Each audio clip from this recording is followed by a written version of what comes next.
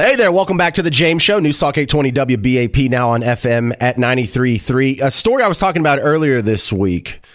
There's a lawsuit against Dallas ISD for the way they were vindictively treating students that didn't go along with the lifting of the mask mandate. And by lifting, Governor Abbott lifted the mask mandate, but allowed schools to make their own decisions on mask mandates, but as long as they accommodate certain exceptions. Well, they weren't too good about accommodating exceptions. They stuck these kids in a plexiglass box in the library all day for 2 months after the mandate had been lifted. And the parents just come up with a laundry list of other ways that the district was pretty much abusive to kids because they're really trying to punish the parents for not getting in line. Now, a guy called in, Lance, and he says he was a superintendent at the time. And I really need to talk to him because this morning, in breaking news, a new COVID-19 vaccine has been approved. It's from Pfizer, and the FDA just approved it. And it's about to appear in pharmacies and doctor's office, and you're about to start hearing commercials. Time to get your updated booster. So this COVID thing is not behind us. However, Lance, welcome back to the show. Thanks, James. What does the outside world not know about what it was like being a superintendent in a public school during the COVID pandemic? Well, first of all, thanks for having me, James. And I can tell you what most folks don't realize is that at the very beginning of the governor's overreach and the government's overreach in March of 2020, most schools in Texas took a spring break, and we all get a week's spring break. And everyone was fine with that. And the governor originally asked us to take a second week. Okay, so all of us, including myself, said, okay, we can take 2 weeks off at spring. That's great. Give our kids and teachers more time so we can kind of, see what's going on. Well, then immediately he came out and said, well, we need 2 more weeks to, quote unquote, flatten the curve. Well, that's when myself and I don't really know of very many more school leaders around the country did this. We started looking at the information, the data for ourselves. We started actually reading research and trying to figure out what in the world is going on. And it became evident to us very, very early that we were being lied to by the national media. And you see it even in today's politics, the propaganda. But we were just flat out being lied to. So I sent the governor a letter really, demanding that he allow the local education agency, the district I was in at the time, to make our own decisions because, we were ready to go back to school. 2 weeks after spring break in March of 2020, we were ready to open our school back up, and he did not respond. In fact, they just doubled down and said school was closed the rest of the semester. The governor himself, and this is what I want our listeners to hear, James. Yes, and let me be clear with this. I'm probably the only superintendent that is for parent choice and for school choice. I have no issues with vouchers. I'm a conservative Christian man. I think parents have the choice. And yes, I will say that a large percentage of the leaders in school districts today are not leaders. Superintendents do not stand the ground and defend kids and take care of kids the way they're supposed to in our schools today. But let me be clear on this point to your listeners. Greg Abbott executive orders were what shut our schools down in the spring of 2020, and Greg Abbott's July 2nd executive order of 2020 is what forced masks on our kids. So when he talks about parent choice, I've tried to get a conversation with him. I want to say, where were the parents' choice during that time? Because the data I looked at, let me give you an example. Please. The cruise ship in the February of 2020 that was supposed to be this petri dish of spreading COVID that was quarantined for 2 weeks off the coast. You guys, I think it was the Princess cruise ship or something to this effect. One of the first pieces of data I looked up in March of 2020, I said, okay, if this thing really is what they say it is, what we're being inundated with on the nightly news, then, man, I'm doing this in my head. I'm thinking, man, at least, 75% of those people on that cruise ship had to have caught COVID. And there must have been dozens of deaths. When you go back, and your listeners can go back and pull this up, and I'm paraphrasing here, but there was roughly 400 passengers on that cruise ship. Only 6 deaths were attributed to COVID, and only 20% of those people ever caught the virus.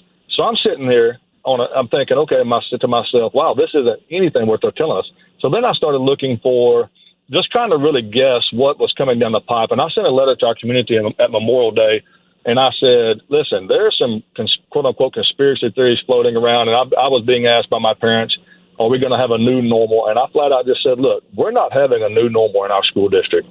We're going to stand up for our kids. I do not believe in, I said this in May of 2020. We do not believe in masking our kids. We do not believe in separating our kids on the playground. We do not believe in kids sitting in small groups so they can't talk to each other. All of this was conspiracy theory in May of 2020. And lo and behold, that's what our school districts did in August and September of 2020. But they did that because Greg Abbott opened that door with his executive order in July of 2020. Because here's the reality. Most of those people aren't strong enough to stand up and make that decision without the backing of that executive order. Right. In my circles, in my county, we would have phone conversations, just the superintendents, with the county judge and the county health official.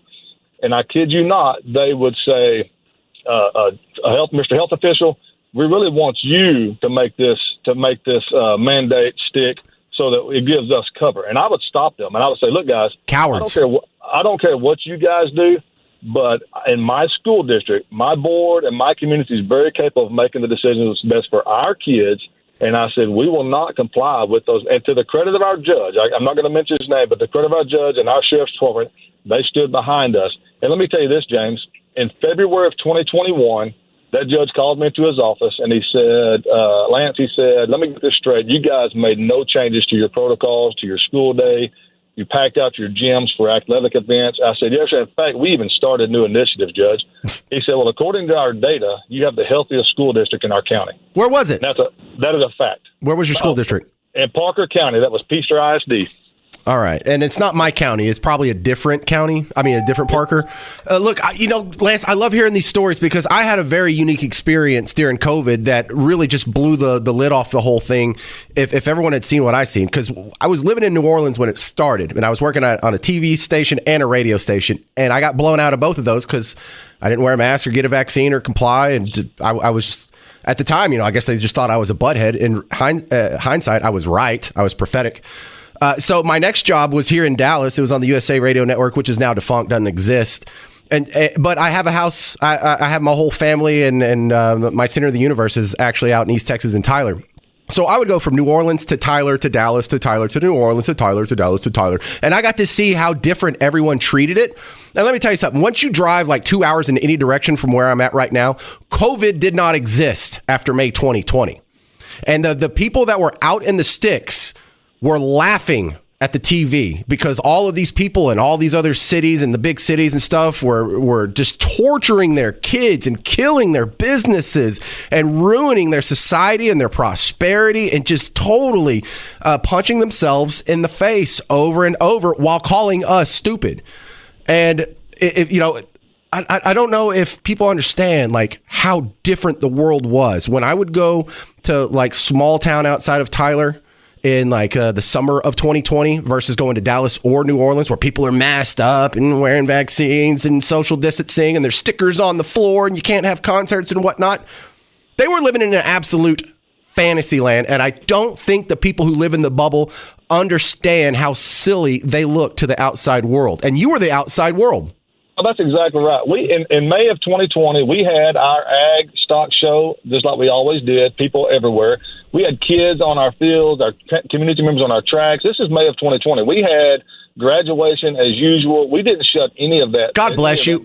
I see. This is why I wanted to have you on. These stories need to be heard because the lesson here, and this isn't for you, Lance, this is for the people listening to us, is that everything that they did to your kids for the last 4 years was torture for nothing. They abused your kids for lies. They ruined your kids' education, their social development, their friend groups, their extracurricular activities. If they had dreams, some of them got knocked off tracks, and they were all lies. Half of the country wasn't paying attention to that. And we didn't all die. We had the exact same outcome as you people who mashed your kids, who put bubbles around them, who put plexiglass up everywhere, who canceled all their events, who canceled prom, who didn't get to go to grandma's funeral, who didn't get to go to church. You people were all duped. You were all fools. And I'm not saying this to be mean. I'm saying so you wake up and don't fall for this anymore. Stop being dupes. Stop being fools. Stop listening to the people on the TV who have been wrong about everything, who are wrong about the origin of the virus, the mask, to the Dionysus being the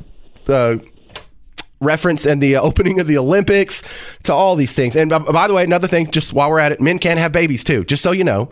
Anyway, Lance, what are you doing these days?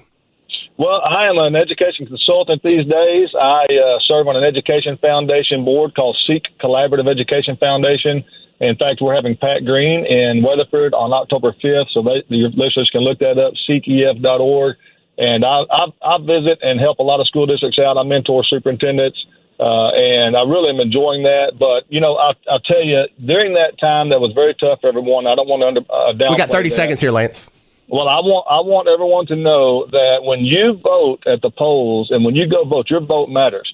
And again, we talk about holding our superintendents accountable for this, and I agree. I said this to my colleagues: if you're making your kids mask, that's a punishment.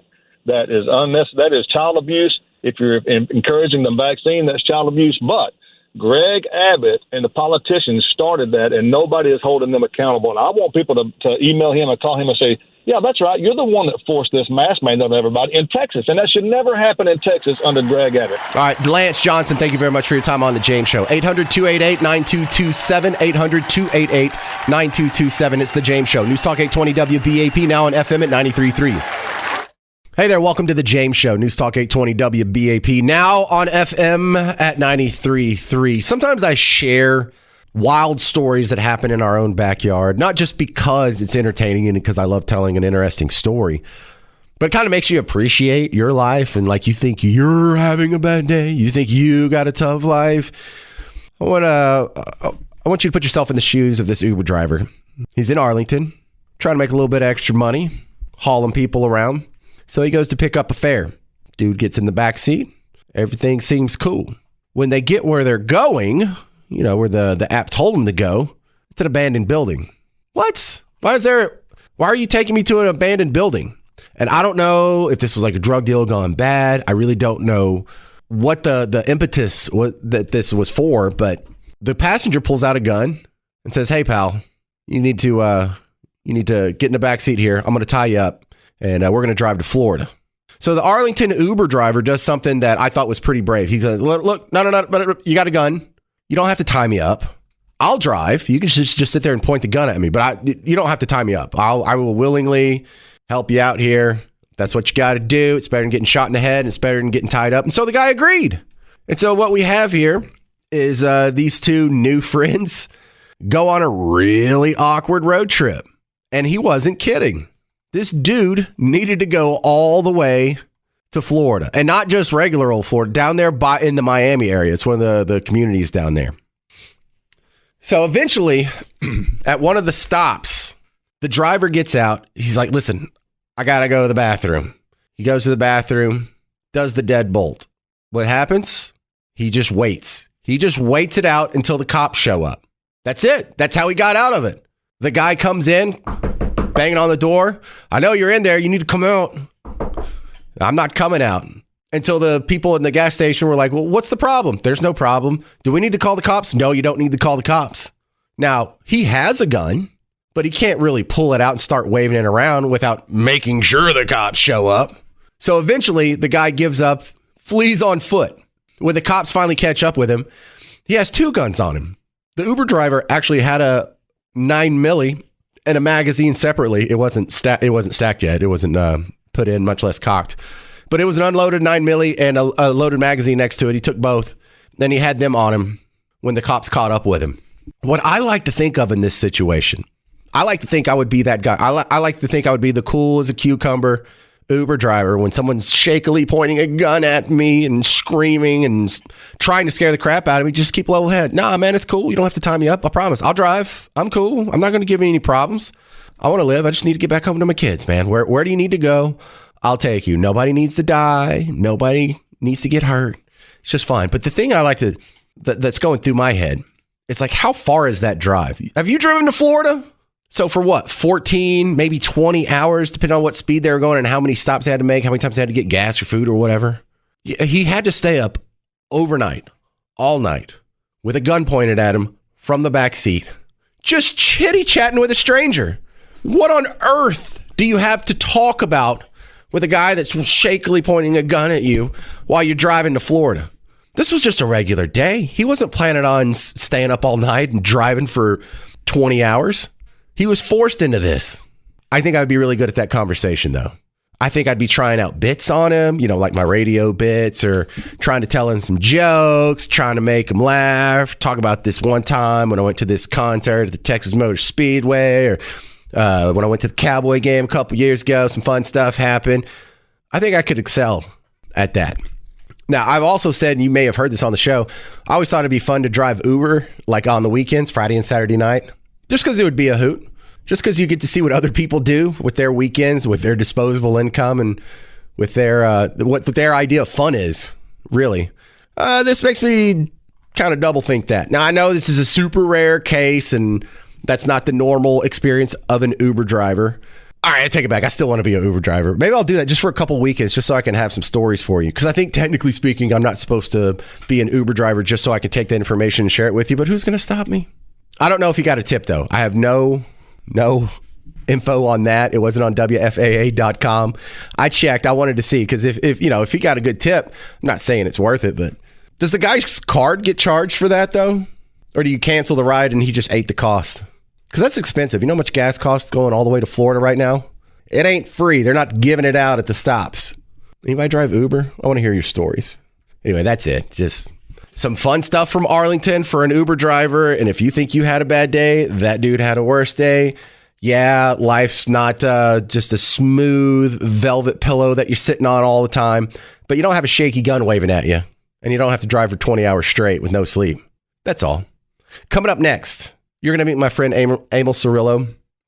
He does many things. But in this cap that he's going to be wearing, it is going to be as the safety captain for the Highland Park carpool line.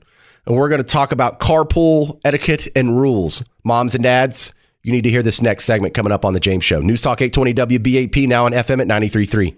Hey, welcome to The James Show. It's News Talk 820 WBAP, 820 AM, 93.3 FM. Hey, mom and dad, you already picked up your kids from school today, so you did the carpool thing. Do you know all the rules? Are you following all the safety protocols?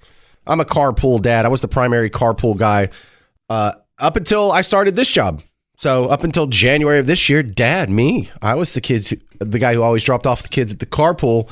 And it was quite the learning experience. But for new parents or parents who are just getting into the public school system or whatever your excuse is, I have a guy that's going to help us both. Now, he's a successful businessman in many respects. He's one of the great artists in Dallas. He has all kinds of other things going on. But today, you will know him as the safety captain for the PTO at Highland Park. Welcome, Emil Cirillo, to The James Show. Thank you. Thank you for that. Little clarification. I would be the PTO safety chair. Chair. Okay. And I would be chair, and I would be at Highland Park Middle School, MISHPMS. Okay. All right. So, Emil, I want to ask you about this because something happened to me last year at my kids' school. Picking the kids up in the afternoon is nothing. In the morning, though, there's gridlock. There's always going to be a lineup. You can't avoid it unless you want to get there super duper duper early when the doors aren't even open for your kids. And so the kids at my school developed in Buck Tussle. They developed this I don't know, pastime where all the kids would open the sunroof. They would poke their bodies up out of the sunroof, and they would talk to each other as we're slowly going by each other, or talk to the person in front of them, behind them, or whatever. And so the kids had like this fun little social hour for the ones with sunroofs. And it was so important to my kids that when I got a new car back in December, they were like, "Can it please have a sunroof? Can it please have a sunroof?" And I swear, the day I got a sunroof, they changed the rules. And we all got the little emails. Hey, parents of Buck Tussle Middle School, you can't be having your kids hang out the sunroof in the carpool line. Emil, why is that? Is there some danger? Is there some insurance hazard from having a kid hang out a sunroof when you're going 1 mile an hour in the carpool lane? You know, I doubt that there's going to be anything specifically in any thought process other than it's going to be somehow it's endangering the kids.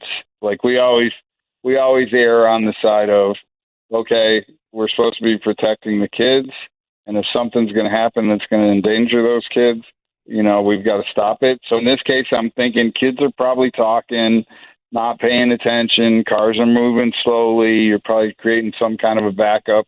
So you're adding probably to the gridlock. So that's probably why I would say no talking through the sunroofs, kids. Okay, so that can be taken too far, this whole safety aspect, because you got in trouble over muffins. Tell that story real quick. Muffins, I got in trouble over dog bones. I was trying to pass out dog bones to kids, to cars. And so, yeah, it got to be a point where moms were getting upset in the morning, and, one thing led to another, and I was seeing birds and not muffins.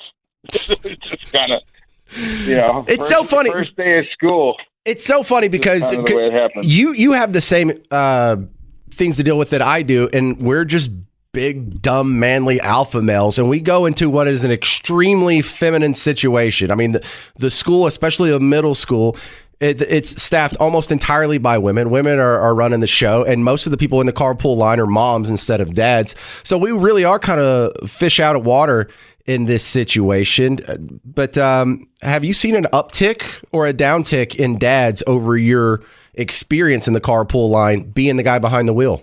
So I would say in from grades, kindergarten to 4, you will see a lot more mix. It'll be moms and dads. It seems like when it gets to 5th grade, 6th, 7th, and 8th, dads are pretty scarce. And the moms are pretty much the backbone of carpool. That's interesting. In terms of what's going on there. And then, there's also that transition early on in the year, the carpool moms and the dads that are coming from 1st through 4th, now transitioning to what is carpool like 5th through 8th. And so there's differences, and so they got to get used to it, and the crowd's got to get ready for them. And, you throw some grace to the 5th grade moms and dads coming into the middle school because they don't quite know the rules, and, they don't know how to kill the awkward goodbye, all that kind of stuff. Yeah, that's one of the big complaints I hear, because you don't hear what everyone's complaining about when you're in the carpool line, but for the rest of the day, there's Facebook groups and for your kids in the schools and the community and whatnot. And I see a lot of people complaining about the carpool line there. Like when you're dropping your kid off, you don't need to give them a hug. You don't need to double check anything. You just need to maybe slow down to 5 miles an hour, crack the door and push them out, and they can just nom roll into the gym. If you could change anything about the carpool line, if you had any advice for all the moms and dads listening that would make it go a little bit faster, what would it be? What would the one thing be? If it seems like you have won the carpool lottery, chances are you have not. Explain. Because they'll always pull up somewhere that just happens to be most convenient, and then they're going to try to drop the kid off. And don't you think somebody would have been at that convenient spot before you with as many people that are around? You know what I mean? It's just, how can you be that unaware in the middle of carpool? Well, I think that's the dad. That has to be a dad, because I have the thought go through my head when I see if I'm a little bit behind schedule and I get there a little bit late, the gridlock is way off into the road, and half the time I think, why don't I just open the door and let them walk the last quarter of a mile, or let them walk the last 100 yards? That would be so much faster for everybody if we could expand the area by which the kids could go on foot.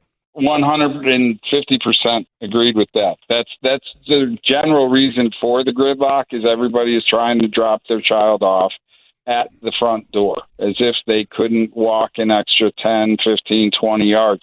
But those 10, 15, 20 yards in terms of car lengths get people further down the queue, further down. And so it's all a process of, like the shopping cart theory. Think about, okay, if drop your kid off as far away as you can from the front door within reason, if you've got a bunch of cars that are behind you that are trying to do the same thing. Emil Cirillo, let's see if I get this right. He is the PTO safety chair for Highland Park Middle School. Thanks for being on the James Show. Title, yeah. Thank you. Fancy done for carpool. You can find more of him. He's one of the Radio Misfits at radiomisfits.com. All right. Coming up next, we're going to talk to Phil Limpert from supermarketguru.com about your skyrocketing grocery prices. This is The James Show, News Talk 820 WBAP, now on FM at 93.3. Hey there, welcome to The James Show, News Talk 820 WBAP, now on FM at 93.3. Hey, follow us on Facebook, Twitter, whatever you're on. Look for WBAP, look for James Parker. I put something on the WBAP X feed today, Twitter, whatever you want to call it. It was my receipt from lunch. I went to this very high-end, exclusive steakhouse. Or not really a steakhouse, more of a sandwich shop. I went to Jimmy John's. It wasn't nice at all. It was just a crappy little wrap. But I got just a normal combo. The only other expense, I added cheese. My bill was $16 for lunch today. $16 for one man to eat a normal lunch. I didn't get filet mignon. My next guest is going to try and make some sense of the ridiculously high prices of feeding yourself in 2024. Phil Lempert from supermarketguru.com is on the James Show. Just how expensive have groceries gotten, Phil? Well, James, if we look over the past 3 years, they're up about 25.2% across the board. That's the average. You know, certain products are up higher, certain products are much lower. And there's a lot of reasons for that. One is the cost of labor.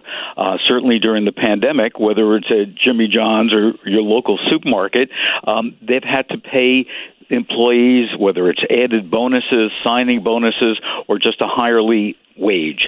Then we've got the cost of transportation that's gone through the roof.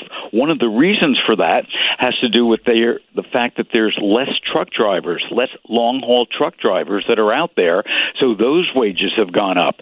But probably for me, you know, one of the biggest things that we can't control is climate change, and how climate change and everything at Jimmy John's and at a supermarket has started from the ground, how that's really affected, you know, our crops and driving those costs up. For example, you know, in South Africa, the price of chocolate is now about double because they're not able to grow as much cocoa where they used to be able to do it. So they've had to move to different areas of South Africa. So we have all that, and then we have corporate greed. And we've heard a lot about greedflation. We've heard a lot about shrinkflation. We now have the FTC and other government bodies going after finding out why these prices haven't come down since the pandemic. Do you think any of the $6 trillion that was printed and entered into the money supply in the last 3.5, 4 years has anything to do with it? I don't. I really think that, you know, climate change is probably the number one factor of what we've seen, and the added labor costs. It just coincidentally happened when we started printing all that money because corporations were greedy, you know, 6 years ago. Climate was changing 6 years ago, and we had inflation at 1%. Well, you know, climate was not changing as much as it is now. If we take a look at the past year or 2 years with all the floods and the fires, it's really exacerbated. That's number one. Number two, when you point out the corporate greed, that's been a major factor on these investment calls, these quarterly investment calls, and I sit in on a bunch of them from consumer packaged goods companies. Their CFO and their CEO have been saying things like, well, we're going to raise prices again because consumers are willing to pay for it. And as more consumers are going to store brands, we're losing business. So we've got to make up for it. And we look at the record profits of these CPG companies and the record bonuses that are going to their CEOs. That wasn't happening 6 years ago. Why not? Because I think they had more of a conscience than they do now. And the pandemic really, you know, increased their costs, and they're trying to make up for it. So the corporations lost their conscience at the same time the weather started changing more, and it just coincidentally happened with the $6 trillion in printed money. No, James, that's not what I said. And climate change has been going downhill for probably the past 30 years. So it wasn't that point in time that we did it. And I'm not an economist. I look at supermarkets, I look at consumer behavior, I look at consumer packaged goods. This is the first time that I'm hearing anybody talk about the fact that printing that money 6 years ago has really affected the grocery store. No, printing the money the last 4 years. You don't think increasing the money supply contributes to inflation? No, I don't. So if you have more dollars chasing the same amount of goods, Same price? Look, James, I know what you want me to say, and I'm not going to say it because I don't believe that. Well, yeah, you could just say it contributes some to the rise in price, but these other factors you believe are a bigger contributor. But to not mention it at all, it seems like you're leaving a pretty big gap there. As I said, I'm not an economist. Well, I'm not either. You don't have to be an economist to have an opinion on these things, Phil Limpert. You got a successful franchise going with supermarketguru.com, and I've seen you in other outlets. You're a respected voice in these arenas.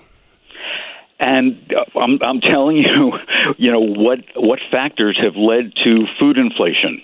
And again, I just look at the food aspect of it, the supermarket sector, and the major one is climate change, labor costs, transportation.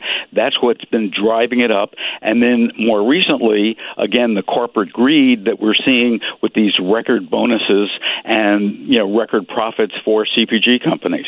All right, Phil Limpert, you can find him at supermarketguru.com. It's an honor to have you on the show. Phil, thank you. Thank you, James. Well, you couldn't hang up fast enough, could he? I don't think he enjoyed that last 5 minutes, Garrett. All right, thank you very much for hanging out on the James Show. Stick around.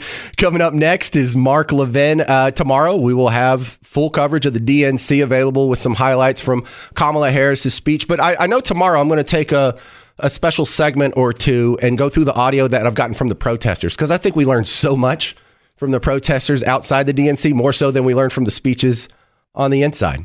This has been the James Show. Find my podcast. I mean, Phil doesn't want to find it, but you can find my podcast, WBAP.com, the WBAP app, or wherever you already listen to podcasts. Look for James Parker or the James Show or whatever. This has been the James Show. News Talk 820 WBAP, now on FM at 93.3. Now I need to talk to you, homeowners. Has your roof been checked out in the last 7 years? If you say, yeah, it has, good. You're ahead of the curve. For the rest of us, we need to get on the ball. I can help you out with that. Paradigm Roofs does a free 23-point roof inspection. James, free 23-point roof inspection. What's the catch? There's no catch. If there's nothing wrong with it, look, the whole thing takes an hour. They go over the results. This is everything we checked. Everything went fine. High five. I'll see you next year. But if we can catch something now, we can make a minor repair before it turns into something major, before other things get ruined by your leaky roof.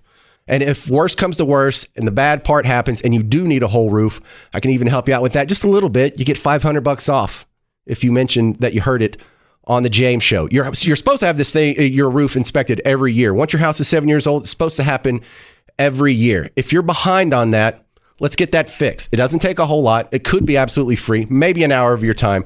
Call Paradigm Roofs today, 972-542-7774. ParadigmRoofs.com or 972-542-7774.